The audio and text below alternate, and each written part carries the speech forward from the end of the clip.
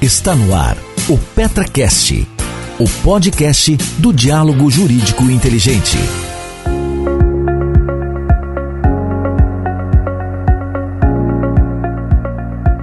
Estamos começando mais um episódio do PetraCast. O podcast de hoje vai ser extremamente técnico, onde a gente vai discutir como é feita uma apólice de seguro. O seguro é um produto que segue uma ciência chamada ciência atuarial. E para que o produto de seguro exista, é preciso que a gente faça uma conjugação de 3 elementos. Primeiro, o produto em si, o que ele assegura, o que ele protege. Segundo, as leis que são necessárias para aquele produto vão formar um clausulado. Esse clausulado vão ser as regras, as condições gerais, a apólice do produto. E o terceiro elemento, muito importante, é o cálculo atuarial. Vai trazer para o produto a tranquilidade, primeiro para o consumidor, de que em caso de sinistro ele vai ser indenizado. E também para a seguradora, porque essa vai ter, através de um bom cálculo, a garantia do seu lucro. Vamos lembrar que as seguradoras são empresas que visam o lucro, e não pode ser diferente. Então hoje o nosso entrevistado é Marcos Barreto, ele é atuário, é representante do IAA, que é a Associação Internacional dos Atuários. E ele representa toda a América Latina. Então eu gostaria de saber de você, Marcos. Primeiro, como um produto de seguros é estruturado do ponto de vista atuarial? Muito obrigado, doutora Ana. Você sabe, é um prazer imenso estar aqui com vocês no podcast da Petraroli e um prazer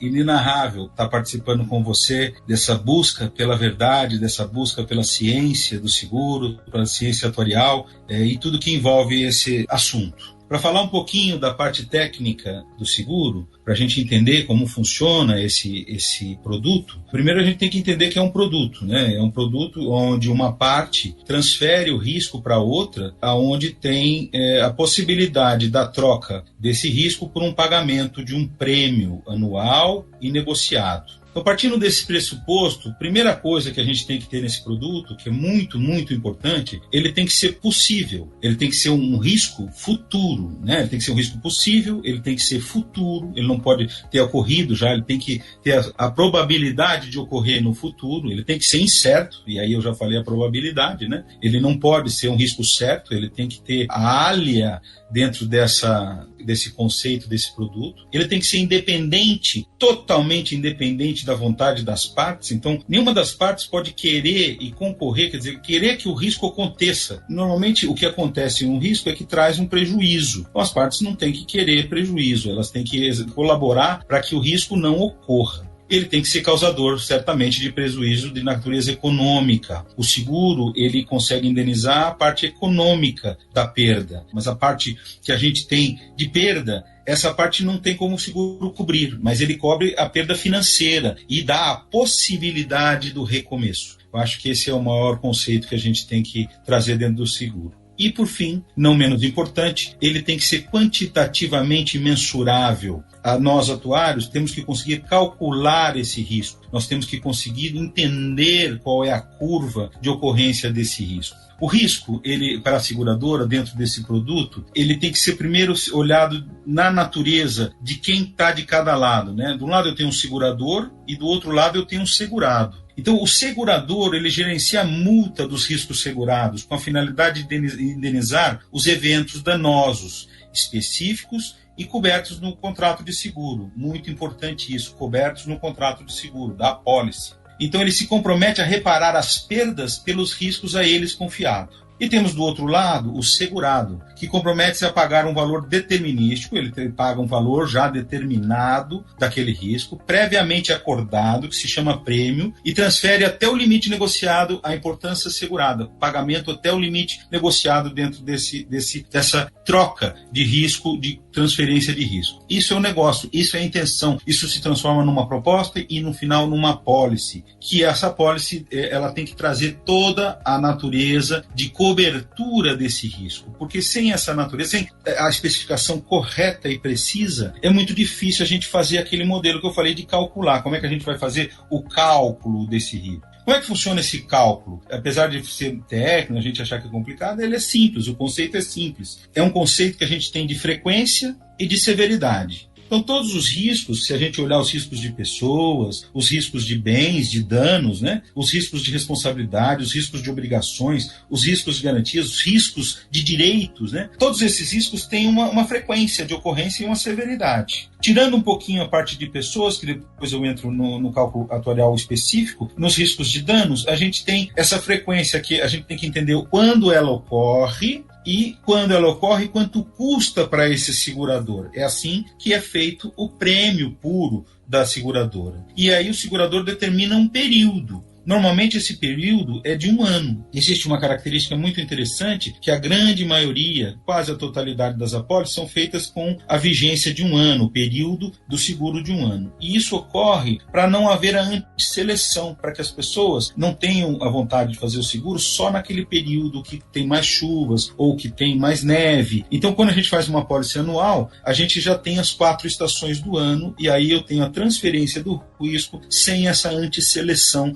que pode ocorrer por parte de segurados, né? Então é muito importante isso, a homogeneidade do segurador. Então a gente tem que entender, o primeiro ponto é que o segurador não deve correr riscos além daqueles riscos empresariais que todo firma empresária corre. O que o segurador tem, ele trabalha com carteiras, com quantidade, os grandes números, aonde ele tem a certeza, quase a certeza, tá certo, pelos cálculos atuariais, da possibilidade do espaço de ocorrência num ano bom ou num ano ruim, de ganho ou de perda daquela carteira. Então, logo, o segurador não deve correr riscos. Os riscos que a gente faz, e por isso nós temos um mercado regulado, porque ele necessita que esses riscos, quando ele ocorra num ano ruim, ele incida somente sobre o capital dos acionistas daquele negócio. Então, a gente tem aí um modelo de negócio onde a transferência do risco não é uma transferência, ele tira o risco da pessoa física, mas ele entra numa mútua, numa carteira que se torna previsível através dos cálculos atuariais. E aí a oscilação negativa dessa carteira tem que ser suportado pelo capital social da empresa que está colhendo esse risco, que está pegando esse risco. Então, é mais ou menos assim que funciona o mercado de seguro. Então, é um mercado muito interessante. Eu costumo dizer que é um mercado que traz a possibilidade dos seres humanos de investir no futuro. Então, é um mercado que traz a continuidade, mesmo que exista adversidades. Então, a gente troca as adversidades individuais para a união, para uma mútua de pessoas que estão pagando esses prêmios. É correto a gente dizer que quando o clausulado é elaborado, ele leva em consideração todo esse cálculo atuarial. E com isso, você cria lá regras para os dois lados, para o segurado e para o segurador. Então, quando esse combinado é quebrado, o que acontece com o cálculo atuarial? O cálculo atuarial, como a gente falou, ele prevém do risco. Então ele tem que ser futuro, incerto, ele tem que ser quantitativamente mensurável. Para que exista o cálculo atuarial, eu preciso entender qual é o risco que está sendo transferido. O cálculo precisa da definição exata de quais serão as coberturas cobertas naquele período que ele vai fazer. Porque nós, atuários, vamos trazer ou vamos precificar esse produto e depois constituir as reservas garantidoras desse produto exatamente com aquele compromisso assumido pelo ente segurador. Seja ele uma seguradora, seja ele um Montepio, seja ele um fundo de pensão. Então, é muito importante que a gente tenha quais são as regras deste produto antes da ocorrência do sinistro. Então, se houver uma descaracterização do contrato securitário, aumentando a quantidade de riscos ou trazendo novos efeitos de indenização que não foram previstos no cálculo atuarial, nós temos um desequilíbrio. E aí nós estamos fazendo um problema seríssimo, porque o que acontece? Este é uma atividade empresária. E toda atividade empresária, ele é um negócio. Se nós tirarmos a característica desse negócio de lucratividade, salvo aqueles negócios que são constituídos sem essa característica, passa a ser uma coisa muito complicada, porque, veja, nós podemos embutir perdas que não estavam esperadas aos acionistas daquele negócio. E aí, esses acionistas, o que vão fazer? Eles param de prover aquela cobertura securitária para o mercado. Então, é quase que uma perda social. É muito importante que a gente tenha as regras do jogo pré-definidas. A mudança dessas regras do jogo no meio do jogo é nefasto para todos os lados. Em primeiro momento, claro, para o lado segurador. Num segundo momento, certamente será dos futuros segurados e dos consumidores. No nosso último podcast, nós conversamos sobre LGPD, a proteção de dados. O seguro é um setor da economia que trabalha diretamente com informações e dados super sensíveis. Nós temos acesso a dados pessoais, a dados de saúde, a dados de longevidade, ou seja, nós temos aí um baú recheado de dados com os quais teremos que ter cuidado. Você, como atuário, como que você vê essa preocupação com o cuidado e com a cautela de conduzir essas informações? É um dado muito sensível, porque nós trabalhamos com informações. Os cálculos atuariais, ele advém das informações. A lei de proteção de dados, aí é uma opinião pessoal minha, é uma coisa muito importante, porque ela traz a individualidade das pessoas, principalmente com dados sensíveis, que podem acarretar problemas futuros. Então, nós, os atuários e certamente todo o mercado segurador e previdenciário, estamos entendendo como devemos lidar com as informações desses participantes e criando modelos de segurança para que essas informações de forma alguma saiam da finalidade específica de precificar ou constituir as reservas que estão sendo feitas. Nós estamos aprendendo agora, é uma coisa nova que está acontecendo no Brasil. Provavelmente no começo teremos dificuldade em obtenção dos dados para os cálculos, espero que não, mas toda a segurança de que essas informações, seja por não estar recebendo talvez a informação individual, mas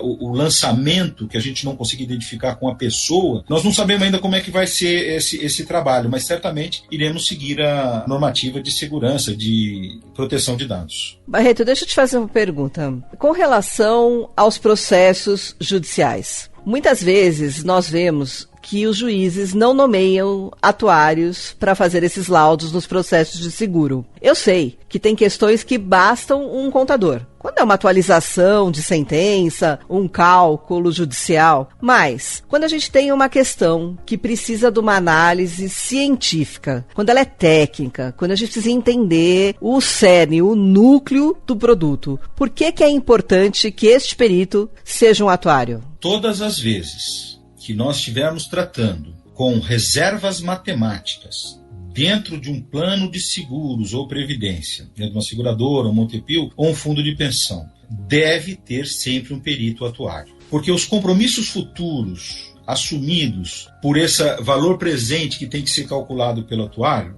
ele não é uma expertise do economista, nem do contador, não é uma expertise, logo, ele não tem um compromisso com o cálculo atuarial.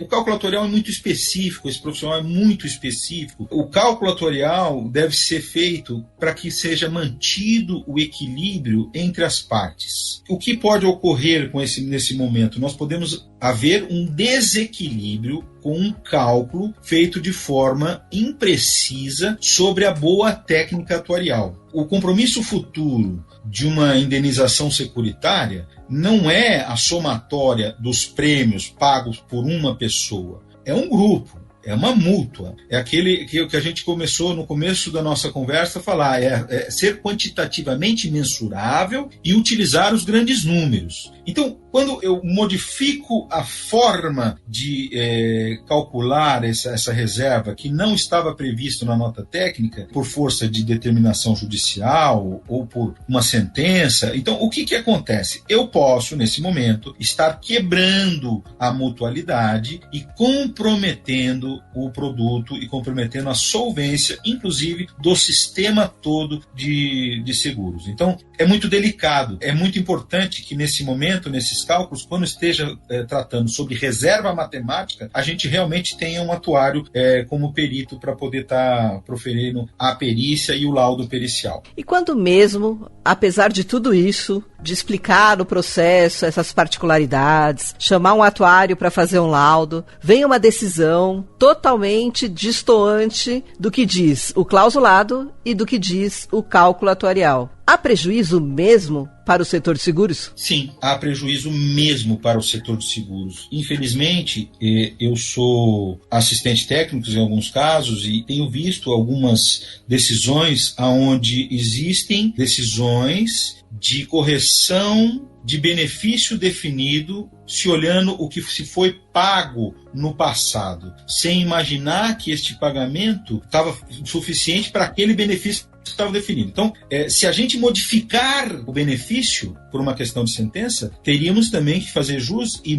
modificar as contribuições que não foram vertidas, a insuficiência de contribuição, para aquele novo nível de benefício que foi feito fora do que estava contratado. Então, quando acontece uma sentença onde eu tenho um correto entendimento do produto, a sentença produz um resultado que é positivo, porque é uma questão de direito. Foi entendido que existe o direito de uma modificação no valor, seja por isso ou seja por aquilo, aí o processo todo foi conduzido, tá certo? Agora, quando eu tenho uma sentença que claramente a gente percebe que não houve um entendimento do juiz com relação ao qual era o produto que estava sendo feito, por exemplo, corrija-se as contribuições que foram feitas e se devolva a diferença para o segurado num plano de benefício definido. Então, é muito complicado, porque se o benefício modificou por expurgos inflacionários, ou se a contribuição se modificou por expurgos inflacionários, todo o sistema se modificou. Então, houve certamente falta de contribuições por esse novo base de benefício. Esse assunto é complicado,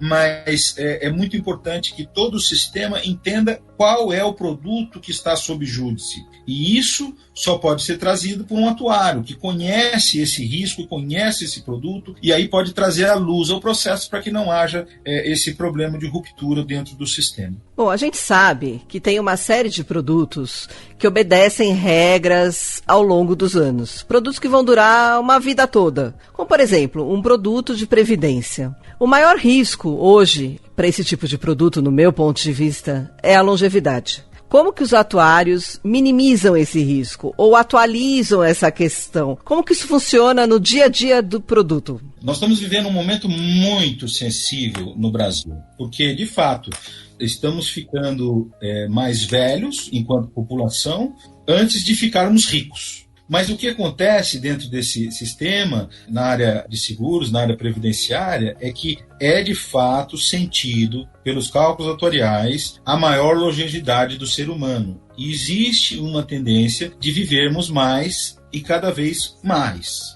Então, isso tem um impacto direto no cálculo do valor presente destes compromissos futuros assumidos há muito tempo atrás. Então, o que a gente entende dentro desse segmento é que existe, modernamente, algumas coisas que estão aparecendo, onde a gente tem algumas flexibilizações com tábuas geracionais, com tábuas que existem a modificação desse compromisso. Aquelas tábuas que estão determinísticas, já estão comprometidas por força de contrato, o que existe é realmente um custo a mais por parte daqueles que assumiram esse risco em fazer esse compromisso estar fechado no que a gente chama de solvência. É fato verdadeiro. As pessoas têm vivido mais e aqueles contratos que foram fechados há 20 anos atrás previam uma mortalidade média de 70 e poucos anos e hoje estamos próximos de 80. Então essa diferença de anos a mais na média, ele traz um compromisso para o segurador que tem que ser colocado em reserva, em garantias, para que não haja a insolvência deste produto. Queria fazer uma pergunta para você relativo à nossa atual sociedade, né? Nós estamos vivendo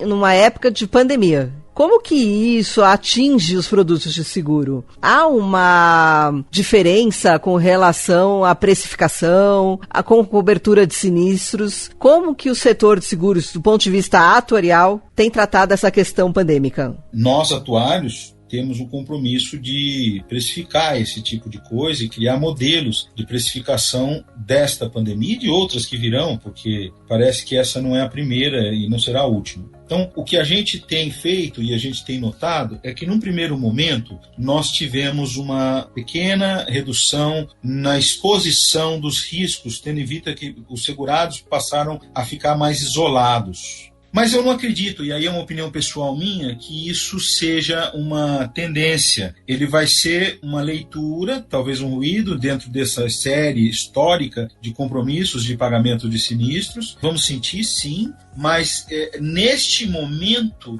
eu não acho que a gente deva reprecificar os produtos, porque nós ainda não sabemos o que vai ocasionar na curva de sinistros e na curva de mortalidade da população em geral. Porque se a gente olhar a curva da população, e aí eu estou trazendo um dado ainda muito recente, que não está consolidado, mas tudo indica que nós tivemos uma queda na mortalidade absoluta nesse período de pandemia. O que seria ilógico, porque a gente esperava que houvesse um aumento dessa mortalidade. Agora, o que isso vai ocasionar nos contratos securitários, neste momento, eu, principalmente, não tenho como inferir, mas eu acho que esse problema vai gerar algum tipo de desvio nessa curva de indenização. Não necessariamente pode ser benéfico, ele pode ser pior do que a gente pode imaginar, porque às vezes eu tenho uma diminuição dos sinistros e na sequência eu tenho um aumento muito grande de coisas que eu não imaginava, pessoas que não se cuidaram de doenças crônicas, pessoas que tinham câncer, pessoas que não se cuidaram, até pessoas que não foram no dentista e aí acabaram tendo problemas de infecção bucal e tudo mais, em decorrência da pandemia. Então, existe uma correlação muito grande com a mortalidade, é perceptível, mas nós não sabemos ainda, eu principalmente não consigo visualizar ainda, qual será o real impacto na curva de mortalidade, de morbidade, que nós vamos ter em relação à pandemia, porque parece que está vindo uma vacina, a vacina provavelmente tem uma potencial de diminuir muito essa virulência que a gente tem hoje e mortalidade. Então, essa é uma pergunta muito difícil. É muito interessante, deve ser estudada, e o que eu coloquei até aqui foi uma opinião meio pessoal minha, eu não tenho dados para poder ir muito mais além do que eu falei. A pandemia, ela é diferente de um furacão, de um evento da natureza ou de uma inundação que traga vários sinistros ao mesmo tempo? Atuarialmente falando, há uma diferença entre esse tipo de acontecimento? Normalmente, nos contratos securitários, quando a gente faz o cálculo atuarial, a gente exclui pandemia, exclui vendaval, exclui atos ionizantes, atos de natureza nuclear, explosão nuclear, essas coisas, porque são eventos fora da curva, que ocorrem em momentos específicos na história do ser humano e acarretam e provocam prejuízos de monta, às vezes incalculáveis. O cálculo atuarial dessa pandemia, nesse momento, ele teria que ser precificado antes dela, porque ela já ocorreu, então a gente agora está vivenciando o fato e não mais a possibilidade de transferência desse risco. Mas é muito difícil, muito complicado trabalhar com riscos pandêmicos, riscos de natureza muito fortes, por exemplo, terremotos, vendavais, porque eles devem ser feitos de uma forma muito complicada na capitalização da reserva que irá dar suporte para esse tipo de risco. Existem alguns casos, e o Brasil já está começando, lá fora a gente vê bastante, existem investidores que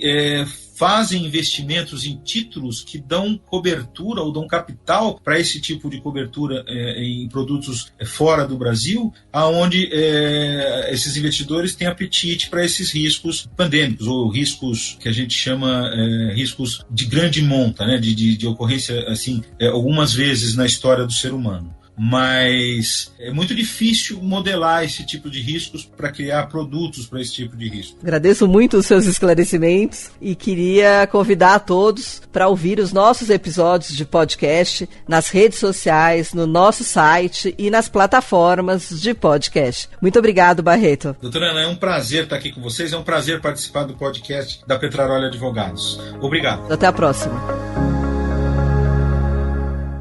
Esse foi o PetraCast, o podcast do diálogo jurídico e inteligente. Até o próximo episódio com mais insights, atualidades e percepções do ecossistema jurídico nacional e mundial.